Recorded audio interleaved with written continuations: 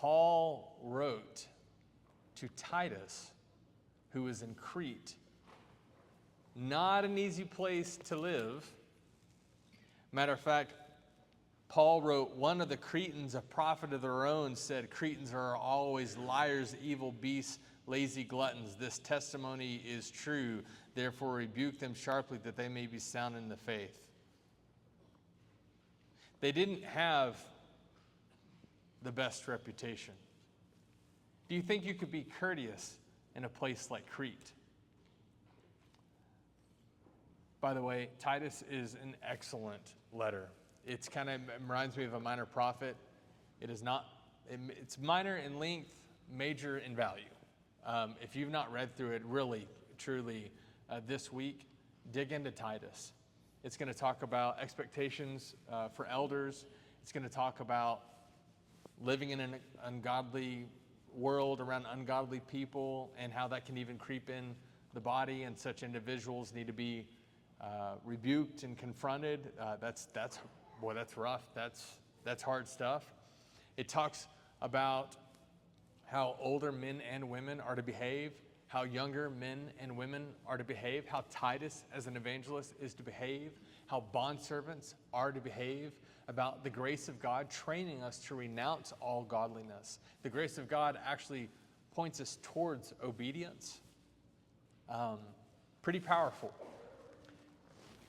We're a people that are to be purified, not living like the world, zealous for good works. And then we get to our passage, Titus chapter 3, 1 and 2. Remind them.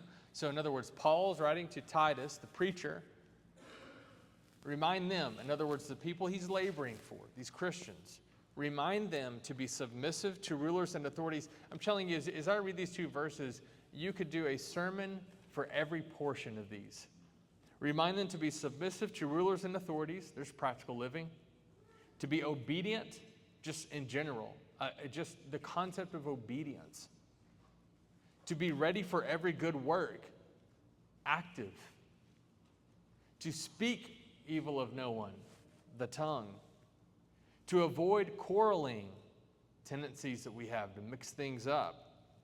To be gentle. And to show perfect courtesy toward all people. I'm reading from the ESV. It's a good translation. ESV's taking the word-for-word approach. There's another translation. It was not, to be fair, not a word-for-word approach, but I like how they put it. To be polite. To be polite. And I wanted to talk about specifically the idea of being polite. Whenever you hear the phrase sound doctrine, that feels weighty. But sound doctrine means healthy instruction, healthy teaching. And did you know that part of sound doctrine is to tell people to be nice? Part of sound doctrine is to tell brethren, be polite to everybody. Be perfectly courteous to everybody. And so, we're going to discuss this.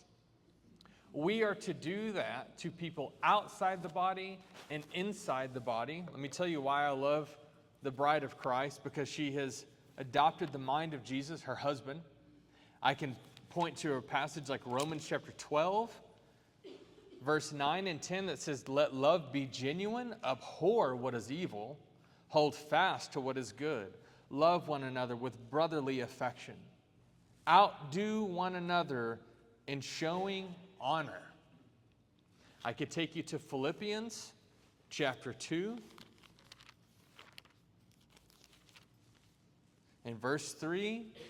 Do nothing from selfish ambition or conceit, but in humility count others more significant than yourselves. Let each of you look not only to his own interests, but also to the interests of others. And I like how Paul speaks. He really does speak in very practical ways. I want you to count others as more significant than yourselves. Okay, but listen, you have your own interests, but consider the interests of others as well. I'm not living on an island. Okay? I get this. So what I'd like to do, because, it's like when we say, hey, don't be rude, what does that mean?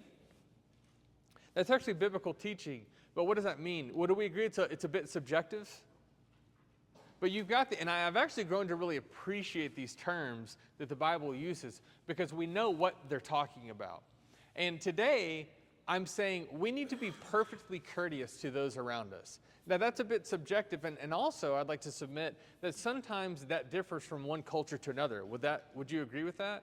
Do you know in some cultures, if you smile real big, they consider that rude? Some cultures hide their teeth.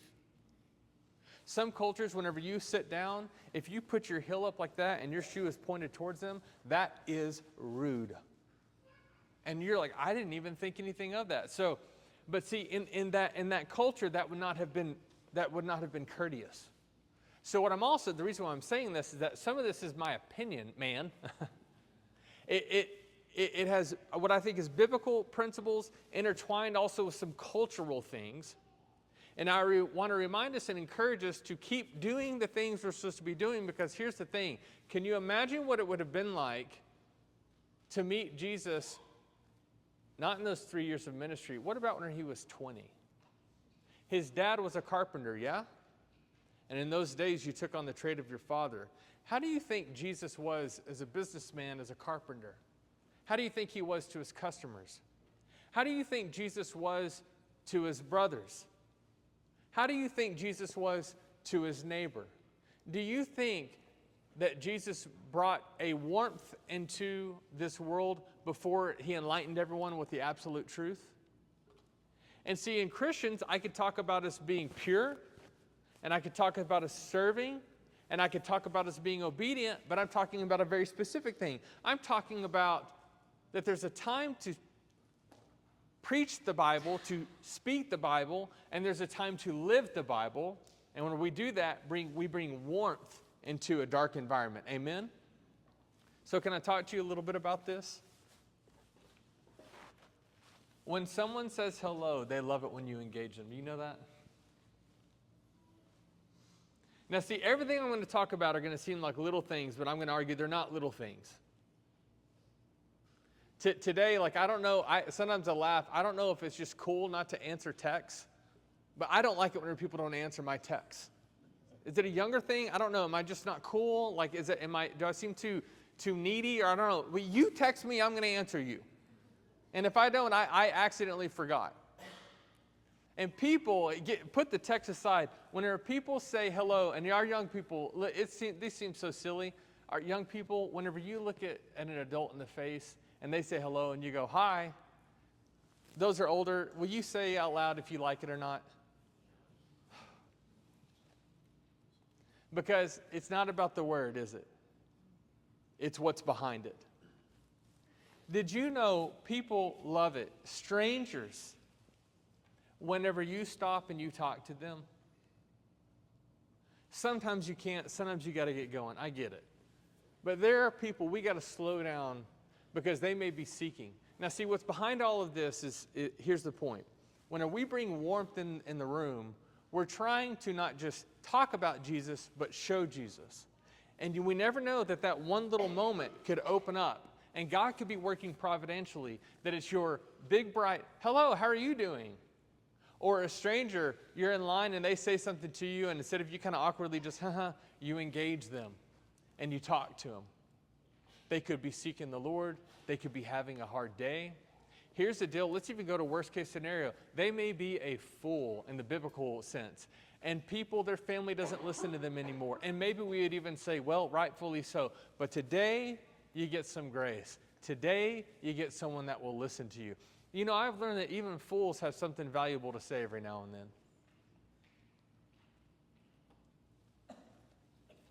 I've talked with fools at Starbucks.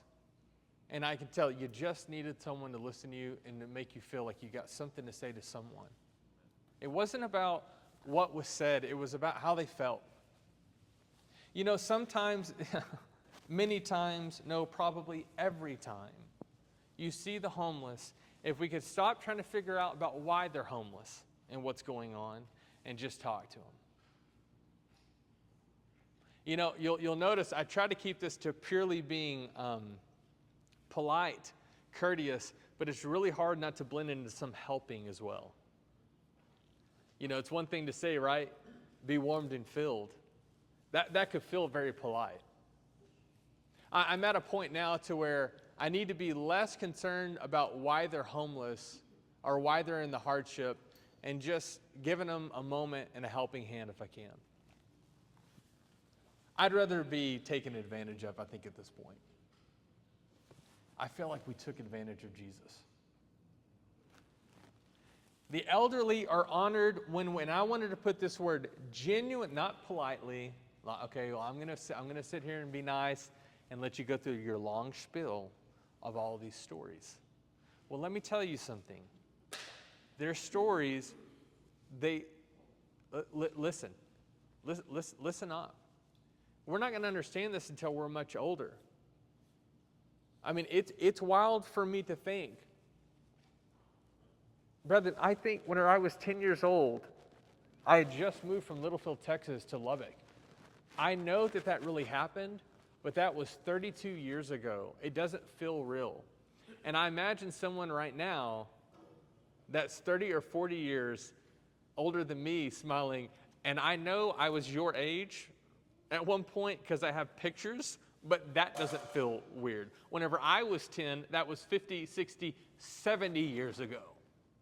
I have been through some things. I've watched documentaries about the chaotic, political issues in the late 70s. I was born in 83. Some of you lived through it. Genuinely listen to them. My second job that I ever had, I worked at a retirement home. And I had this concept of what it was going to be. Everyone just drooling on themselves in wheelchairs, and they're all stroked out. I don't know what this, I got this picture. You go in, it's very rare. Most of them are very sharp. Let me tell you, you want to go to a place of drama, go to a retirement home, and it's like high school all over again. They're sharp, they're fun, but they've got something to say. Let me also tell you what's happening. Their families are older, and they're busy, and they don't have as much conversation as they used to be.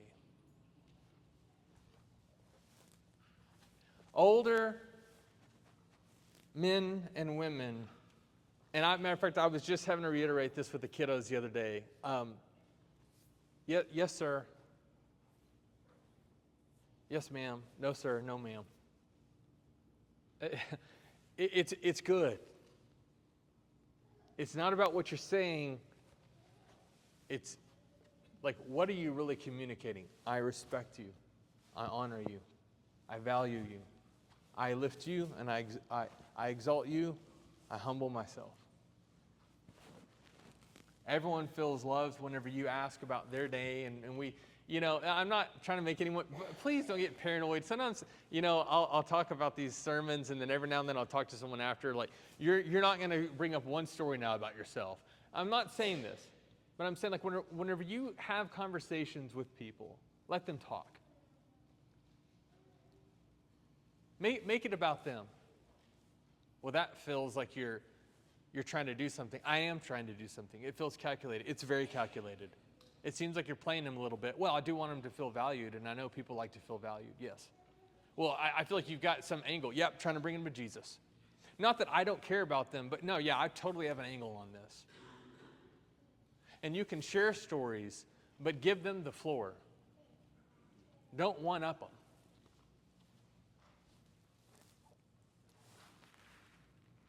People smile when they receive a sincere compliment. I mean, I really meant it, Jim, when I said, I'm loving your shoes. Now listen, don't be fake about this. Every person, there's something good about them. And there's something good about telling people, I see you, and I see what's going on, and there's something about you that I appreciate. Again, Sean, what are we talking about? Are we really spending time on this? Absolutely, we're spending time on this. Because this is what brings warmth into a room. Hearts are warmed whenever young people open doors. It's old school, I know it. We just grew up, and that's just what you did. I would dare say most everyone can open their own door. See, what it is it's saying, I am thinking about you right now. Someone else maybe just walking and they don't think, they're just about their own life. I'm not. I'm thinking about you. And I'm going to open a door for you. It's being at the grocery line. And you got a lot and a person's got a little. And you just smile and you go, oh, please go ahead. I'm not, I'm going to be a little while. You go ahead. It's like, it feels so silly, but it's not silly.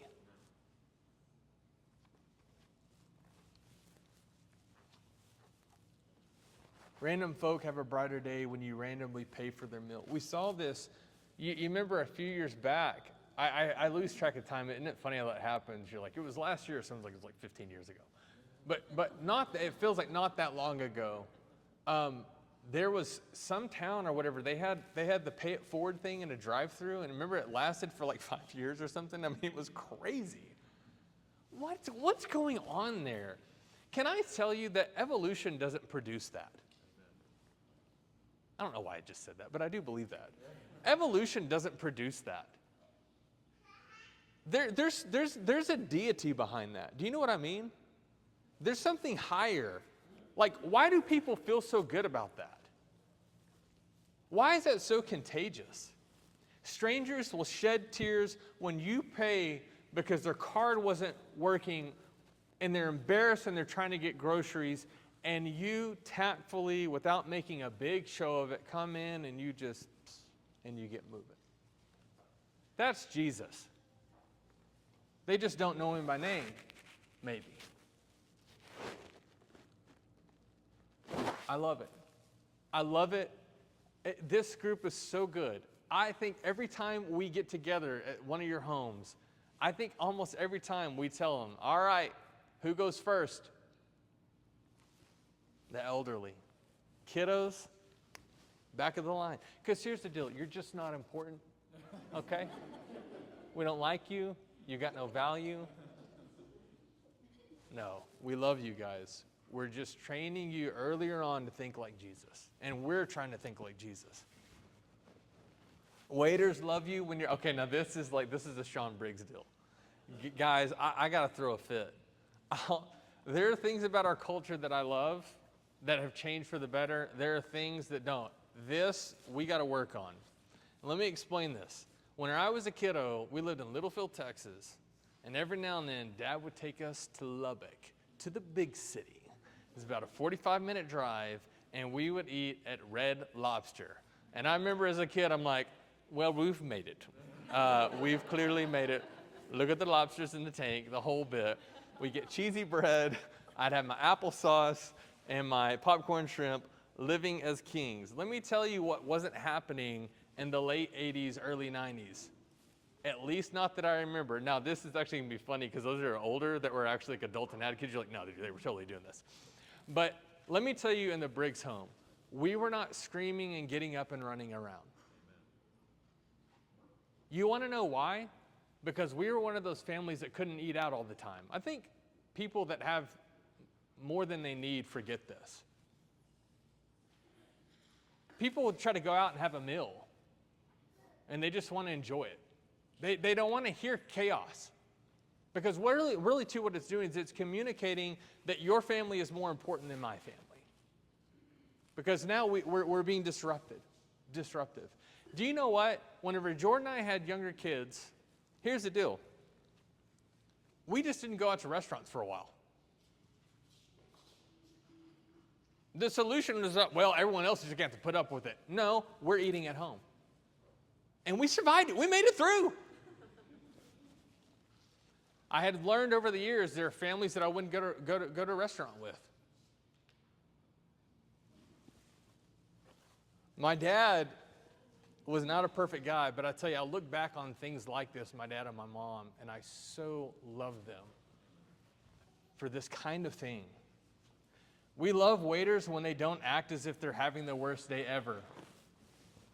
To my young folk, when you start getting into the fast food business or whatever it is, listen.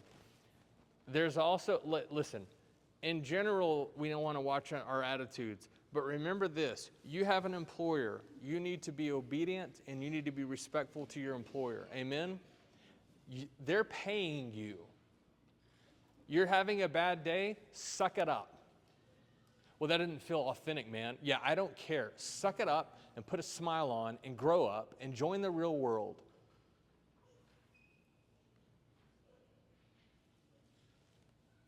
I feel like a curmudgeon right now. I had to watch it. I'm like, Sean, you better make sure you're preaching and not just airing your stuff out. I've joked before, everyone loves Chick-fil-A service. Common denominator?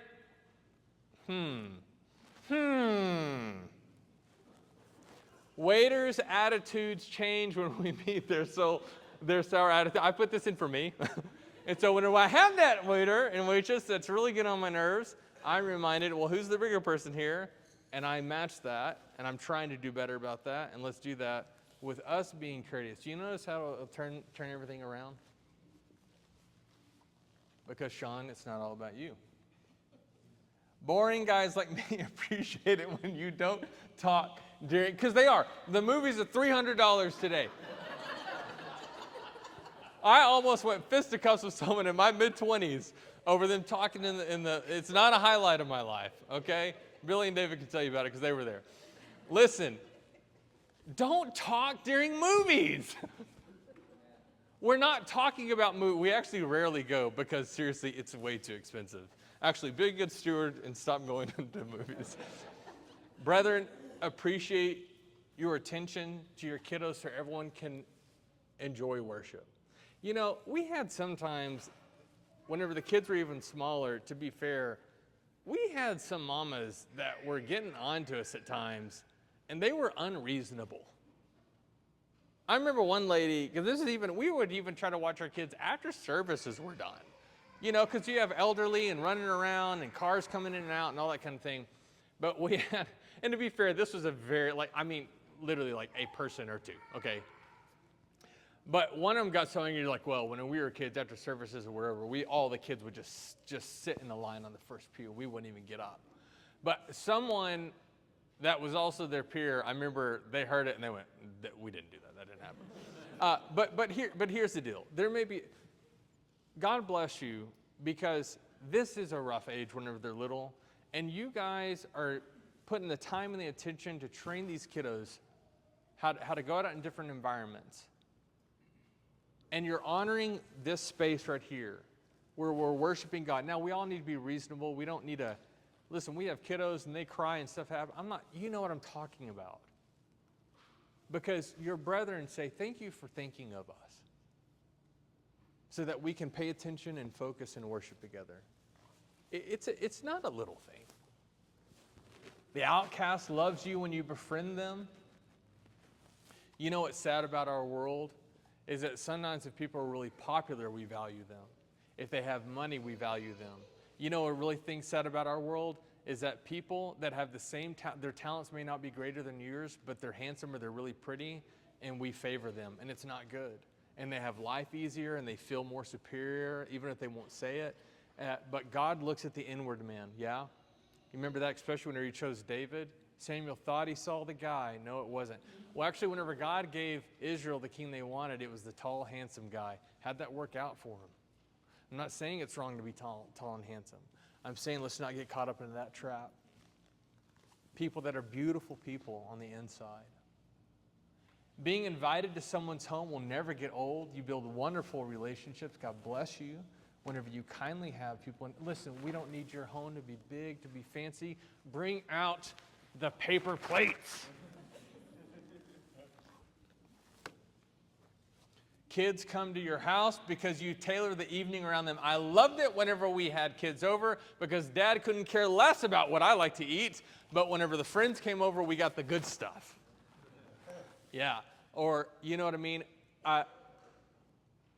Because you're just kind. You're just thoughtful. I'm not talking about spoiling kids. Again, I feel like I got to say this. You know what I'm talking about. At the same time, your parents love it when your friends will eat whatever they're served.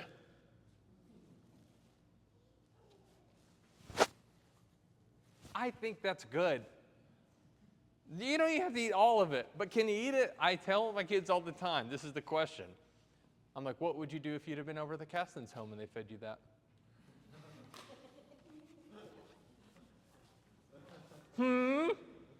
Oh, you can eat all of the sudden. Kyle and Christina are like, they're not eating. I'm going to talk to them about that. People appreciate it when you take the initiative to help. Matter of fact, let me just do several of these. Those who see others working and they get to work. Matter of fact, coincidentally, I saw a beautiful moment this morning while everyone was just kind of doing their thing, and one of your elders told one of our young men, hey, thank you for helping set up. That really means a lot. People that just take the initiative. You know, these are people like when you have them over to your home, you have to tell them not to clean your dishes.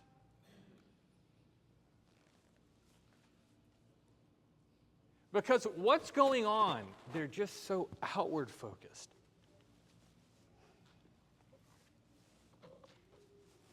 Your neighbors who know that you're busy but feel valued by you. Your neighbors who, you know, you just put the trash can out for them. They've got a heavy object, and you're like, hey, I'm here. Let me come over and we'll lift this thing. This means something to them. And finally, if I may, I've been very blessed. Because see, not all siblings want to have close, lifelong relationships. Really, sometimes you have siblings that want that, but it's not reciprocated. I've been very blessed in my life. I am extremely close with Billy and David. And it's actually interesting, as time goes on, I've got closeness with them that can only be matched by my wife and my children. I'm closest with them.